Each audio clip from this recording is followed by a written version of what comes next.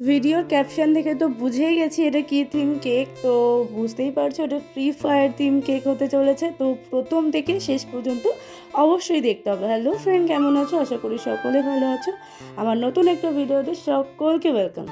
তো এরকম একটা কেকের আমার একটা মনের কথা তোমাদের সাথে শেয়ার করি। সেই সময়টা ছিল লকডাউনের সময়, আর তখন আমি কেকের কও জানতাম না, আর আমি পারতামও না।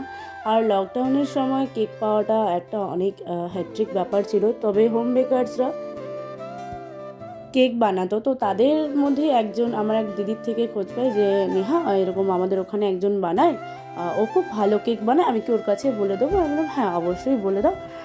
তো আমার একটা থিম বলো যেটাতে ওর খুব পছন্দ হবে। তো আহ, তো প্রীতমের খুব পছন্দ ছিল যে ফ্রি ফায়ার থিম কেক।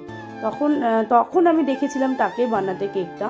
তো আমি কখনোই কল্পনাতে ভাবতে পারিনি যে আমি কোনোদিনও এরকম মানে রিক্রিয়েট করতে পারবো বা আমি বানাতে পারবো। তো ঈশ্বরকে সেটাই ধন্যবাদ দিই যে মানুষের সময় কত পরিবর্তন হয়। তখনের সময় যদি আমি পারতাম তাহলে তখন হয়তো আমিই বানাতে পারতাম।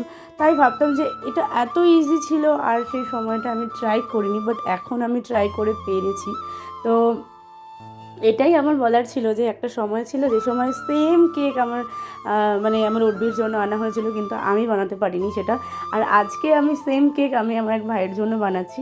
হোপফুলি এরপরে আমার উর্বির জন্য বানাতে পারবো। যাই হোক, তো এটা আমার একটা ভাইয়ের বার্থডে কেক ছিল। আর ছেলেদের কেক মানে কি বানাবো মাথায় ঢোকে না, সেটা তো সবাই জানো।